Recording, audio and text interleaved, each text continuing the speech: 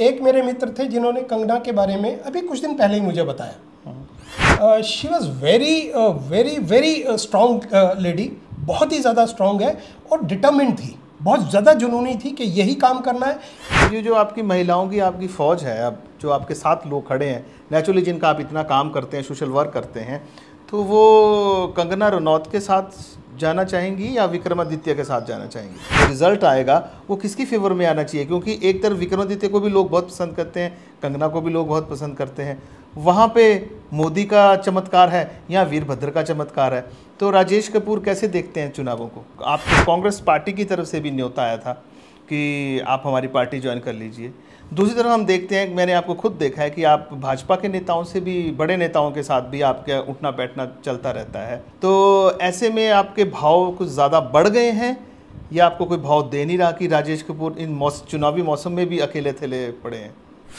The news radar में आप सभी का स्वागत है। मैं हूं मुनीश सूद और आज मेरे साथ मौजूद है मंडी के एक बड़े समाजसेवी राजेश कपूर। राजेश कपूर मंडी में पन्ना लाल रक्षा मेमोरियल चैरिटेबल ट्रस्ट के नाम से एक ट्रस्ट चलाते हैं और इस ट्रस्ट में वो काफ़ी समाज सेवा के काम करते हैं, जैसे बच्चियों की शादी करते हैं, उन्हें बच्चों के लिए जो गरीब बच्चे हैं उनके शिक्षा का खर्च उठाते हैं, गरीब लोगों की मदद करते हैं, उन्हें मेडिकल एड प्रोवाइड करते हैं। और जब पिछले वर्ष जब आपदा आई उस समय भी इन्होंने काफ़ी राहत सामग्री लोगों के बीच में बांटी, लोगों के घर बनवाए और इस तरह के अन्य काम राजेश करते हैं। आज जो हमारी राजेश जी से मुलाकात है वो थोड़ी सी पॉलिटिकल है, क्योंकि पिछले 1-1.5 वर्ष से जब से ये इस कार्य से जुड़े हैं, कहीं ना कहीं लोग इन्हें राजनीति से जोड़ के भी देखने लगते हैं। 1.5 वर्ष से हम आपको देख रहे हैं और आप हमेशा एक चर्चा का विषय बने हैं और जितनी राजनीतिक पार्टियां हैं, कांग्रेस है, भाजपा है, उसके लिए कहीं ना कहीं एक संशय सा क्रिएट करके रखते हैं। कभी कहते हैं, लोग कहते हैं ये भाजपा के हैं, कभी कहते हैं कांग्रेस के हैं। आप ये बात क्लियर क्यों नहीं कर देते हैं जनता के बीच में कि आप किस पार्टी से जुड़ रहे हैं या किस पार्टी से जुड़े हैं, या जो समाज सेवा है इसका कोई राजनीति किससे कोई लेना देना है या ये आपका अपना ही कार्य है? देखिए, इसमें जैसा कि आपको जानकारी है, ये जो ट्रस्ट बनाई थी मैंने अपने माता पिता के नाम पे बनाई थी। उनकी एक इच्छा थी कि कभी भी किसी स्टेज पर मुझे ऐसा लगे कि मैं अपना काम पूरा कर चुका हूँ तो कुछ समाज के लिए भी करना चाहिए। पार्टी की बात करते हैं तो एक चीज़ बहुत क्लियर है मुझे, किसी भी एक भारतवासी के लिए धर्म, देश और परिवार, ये 3 चीज़ों की सुरक्षा बहुत ज़रूरी होती है। मैं उस हर आदमी के साथ हूँ जो इन 3 चीज़ों की रक्षा करता है। परिवार से मेरा मतलब पूरा हमारा क्षेत्र, प्रदेश, देश तो है ही है, और धर्म। ये 3 चीज़ें मेरे लिए बहुत इंपॉर्टेंट हैं और हर हिंदुस्तानी के लिए होनी चाहिए, हर हिंदू के लिए होनी चाहिए। हमारा हिंदू राष्ट्र है और इस पे मुझे गर्व है और अब मुझे ऐसा लगता है कि ये घोषित भी होना चाहिए। तो सबसे बड़ी जो मेरी आइडियोलॉजी है वो ये है। पार्टीज़ की बात करें तो ऐसा कुछ मुझे लगता नहीं है कि मैं किसी पार्टी में हूँ या किसी पार्टी में जाना चाहता हूँ, ऐसा कुछ नहीं है। लेकिन एक बात बिल्कुल ठीक बोल रहे हैं आप कि आज की डेट में आपको जानकारी होगी, मैं स्टेडियम के लिए एक लड़ाई लड़ रहा हूँ जो एक बहुत बड़े नेता के खिलाफ है और मेरी ताकत से बहुत बड़ी ताकत के नेताजी हैं वो, पर फिर भी मैं प्रयास कर रहा हूँ। तो हो सकता है किसी स्टेज पे मुझे ऐसा लगे कि मैं ये स्टेडियम नहीं बनवा पा रहा हूँ अकेले, तो मुझे अगर किसी की मदद लेनी पड़ेगी तो मुझे उसमें कोई हर्ज नहीं है। मतलब सीधे तौर पे हम आपसे सीधा सवाल ही करना चाहेंगे राजेश जी। मैं तो ये चाह रहा हूँ कि जैसे हमने अभी सुना है कि आपको कांग्रेस पार्टी की तरफ से भी न्योता आया था कि आप हमारी पार्टी ज्वाइन कर लीजिए।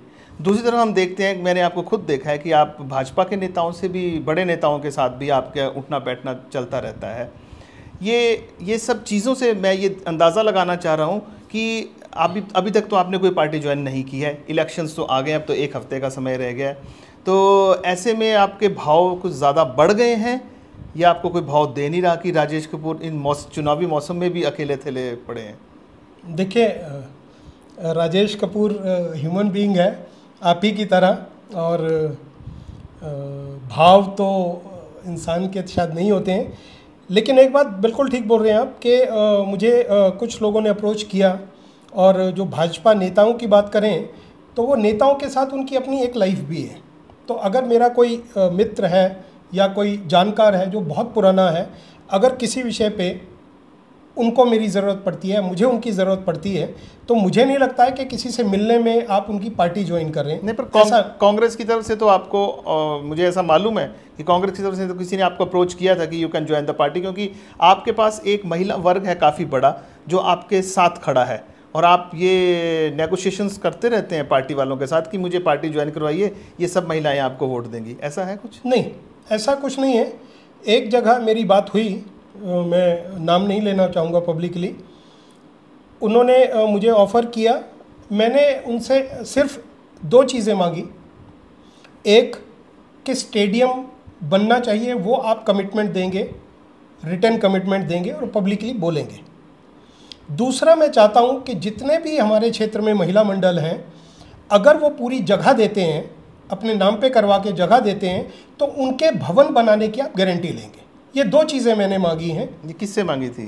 कांग्रेस का नेता था, भाजपा का नेता था? मेरा एक ही डिमांड है, एक ही मेरा सिंगल एजेंडा है कि मेरे साथ जो लोग जुड़े हैं, जो मेरे साथ महिलाएं, मेरी बहनें जुड़ी हैं, उनके उत्थान के लिए मैं काम करूं और हर मामले में नेगोशिएट करूं। अगर बात उनके इंटरेस्ट की आती है, उनके उत्थान की आती है, उनके ज़िंदगी के स्तर उठाने की आती है, तो I don't mind to negotiate with anybody. देखो राजेश जी, बात आप भी समझते हैं, आप इतना समय आपको समाज सेवा में हो गया कि समाज सेवा इंसान अपनी जेब से एक समय सीमा तय होती है उस तक ही कर सकता है, उसके बाद उसे किसी बड़ी राजनीतिक पार्टी में मिलना होता है, उसका विलय करना ही पड़ता है।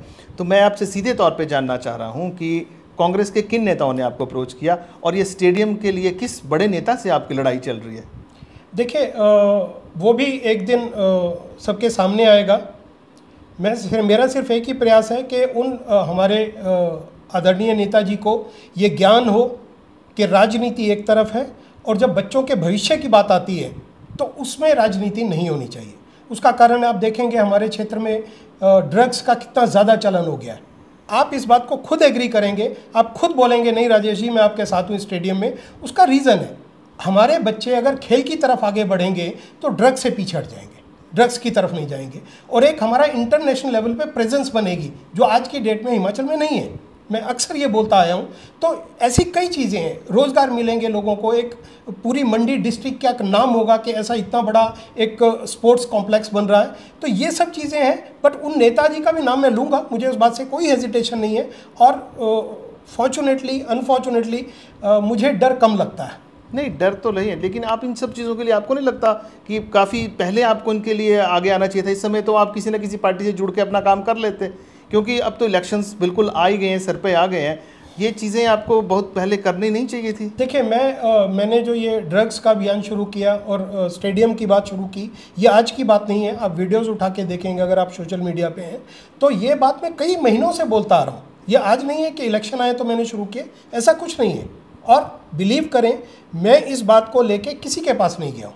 मुझे मैसेज आया, मैंने बोला, मिलने में मुझे नहीं लगता है, मैं पूरी दुनिया में व्यापार करता हूँ, मुझे नहीं लगता है कि मिलने में किसी को आपको मना करना चाहिए। तो ये जो आपकी महिलाओं की आपकी फ़ौज है, अब जो आपके साथ लोग खड़े हैं, नेचुरली जिनका आप इतना काम करते हैं, सोशल वर्क करते हैं, तो वो कंगना रनौत के साथ जाना चाहेंगी या विक्रमादित्य के साथ जाना चाहेंगी? मैं आपको आज ही का किस्सा बताता हूँ। मैं एक महिला मंडल से मिला, उनको मैंने कुछ कमिटमेंट की थी तो वो पूरी करके गए, हम पूरी करने गए। तो मैंने उनको पूछा, उन्होंने बोला कि सर आपको क्या लगता है किसको वोट देना चाहिए? मैंने कहा वोट देना चाहिए प्रगति को। कहते हैं जी कंगना जी को या विक्रमादित्य जी को, किसको देना चाहिए? मैंने कहा किसी को भी मत दो, किसी को भी दो, उस बात से मुझे कोई फ़र्क नहीं पड़ता, लेकिन आप कमिटमेंट लो। बात जात की नहीं करनी है, बात इलाके की नहीं करनी है, बात करनी है प्रगति की। हमारे क्षेत्र में हर एक ऐसा रास्ता चाहिए जिधर एम्बुलेंस जा सके, बात वो करनी है।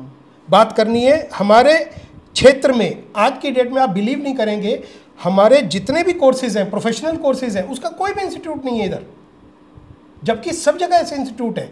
होटल मैनेजमेंट है, एनडीए है, आर्मी में जाने के लिए है, और कई चीज़ें हैं जिसका कोई भी इंस्टीट्यूट नहीं है। इसकी गारंटी कौन देगा आपको? देखिए, मेरा वही बात, मैं आपकी बात बिल्कुल सहमत हूँ। महिलाओं ने भी यही बोला कि सर ये तो बोल के चले जाएंगे। मैं कहा कोई बात नहीं है, आप लिखित में लीजिए, और वो भी पीस ऑफ पेपर है, आप कोर्ट में नहीं जा सकते हैं जी ये लिख के दिया है, लेकिन अगर वो नेता उस क्षेत्र में दोबारा आता है तो उसको वो कागज़ दिखाइए, आप सोशल मीडिया में डालिए कि ये नेताजी ने किया था। कहीं ना कहीं पे देखिए सारे ह्यूमन बींग हैं, ऐसा तो नहीं है कि कोई स्पेशल लोग हैं, सब इधर से ही बने हुए हैं, इधर ही लोगों ने उनको नेता बनाया, बड़े नेता बनाया, पूरे परिवारों में 3-4 पीढ़ियाँ निकल गई नेताओं की, तो ये सब पब्लिक नहीं बनाया।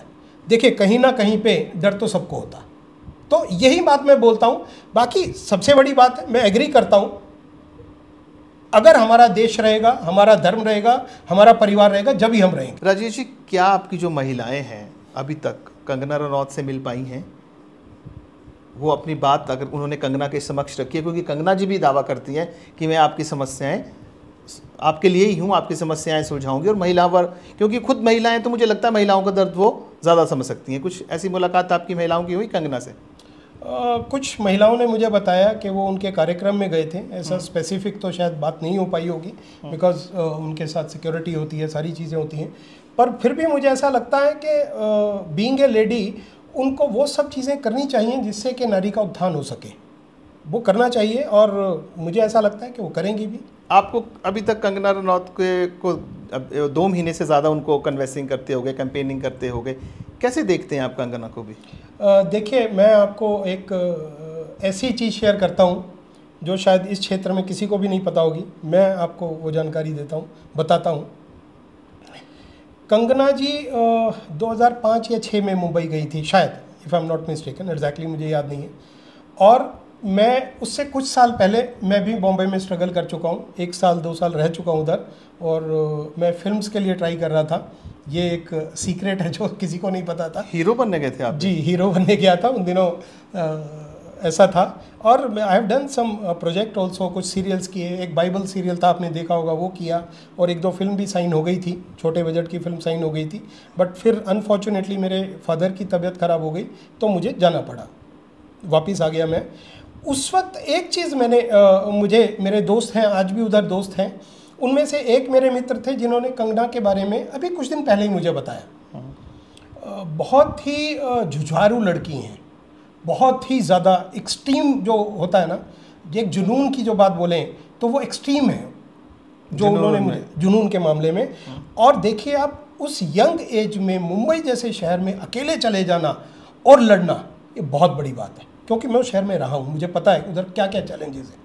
तो इस मामले में वो बताता था मुझे, वो उनका समीर चौधरी करके एक लड़का है जो बहुत बड़ा कास्टिंग डायरेक्टर हो चुका है, वो मुझे बताता था कि उसने इनका काम किया था, इनके लिए मीटिंग्स अरेंज करता था और काम दिलवाने का प्रयास करता था वो।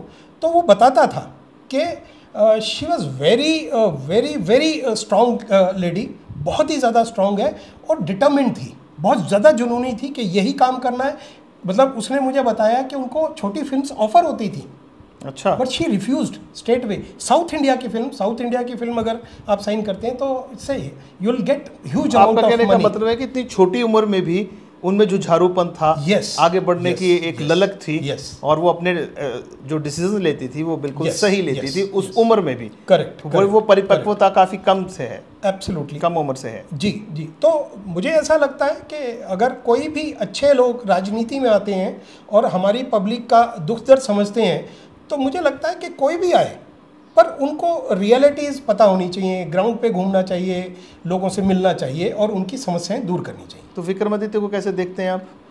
ही से seems to be very nice person. मैं कभी उनसे मिला नहीं हूँ, उनके बारे में बहुत ज़्यादा जानकारी नहीं है, पर उनके पिता के बारे में मैंने बहुत कुछ सुना है। He was a gem of person. बताते हैं लोग कि रॉयल, जो मतलब एक तो होता है नाम के राजा हैं, ही वॉज अ रॉयल पर्सन, मतलब वाकई में जो है, मतलब एक रॉयल की बात करें तो वो थे, और दमदार पॉलिटिशियंस थे। ऐसे नहीं है कि बिल्कुल होच पोच ढीले ढाले से, ऐसा नहीं, दमदार पॉलिटिशियन थे। I like him personally, I like him. मैं उनसे एक बार बहुत पहले मिला था, जब मैं यंग था, जब मैं मिला था उनसे बात हुई, उन्होंने मेरे सिर पे हाथ रखा।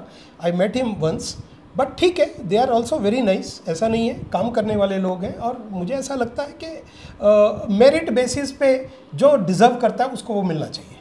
नहीं, वो बात सही है। देखिए, इस समय मंडी पार्लियामेंट्री क्षेत्र जो है, संसदीय क्षेत्र जो है, उसमें दोनों ही कैंडिडेट जो हैं यंग भी हैं और बड़े मेहनती भी हैं, और लोगों के बीच में उनका कनेक्ट भी बन रहा है, बन चुका है। और फिर आप कैसे देखते हैं कि ये चीज़ें कहाँ जाके जो रिजल्ट आएगा वो किसकी फेवर में आना चाहिए? क्योंकि एक तरफ विक्रमादित्य को भी लोग बहुत पसंद करते हैं, कंगना को भी लोग बहुत पसंद करते हैं, वहाँ पे मोदी का चमत्कार है या वीरभद्र का चमत्कार है, तो राजेश कपूर कैसे देखते हैं चुनावों को?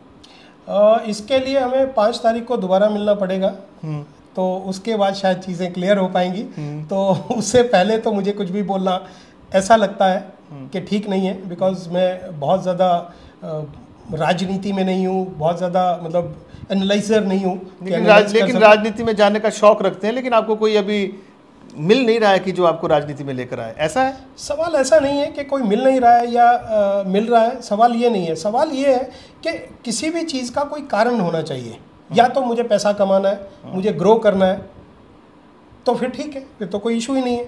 पर अगर मुझे एक स्पेसिफिक वर्क करना है और जिसको कोई भी एग्री करता है, पब्लिकली बोलता है, तो मैं उसको सपोर्ट करूंगा। मैं आपको शुरू से ही बोलता हूँ, सब लोगों को बोलता है। नहीं तो राजेश कपूर की जो टीम है, 12-15 हज़ार महिलाओं की टीम है आपके पास, और आप संतुलन बिगाड़ सकते हैं किसी भी पार्टी का, तो आप वो टीम किसके साथ जा रही है इन चुनावों में, आप वो उसके खुलासा करके। मैंने आपको बताया, मैं सब महिलाएं पूछती हैं भाई जी के जो कि हाँ, मैंने कहा नहीं, आप जो चाहें वो करें, पर मेरी बस एक ही बात याद रखें कि वोट जात पात को नहीं देना है, वोट इलाके को नहीं देना है, आपने वोट प्रगति के लिए देना है।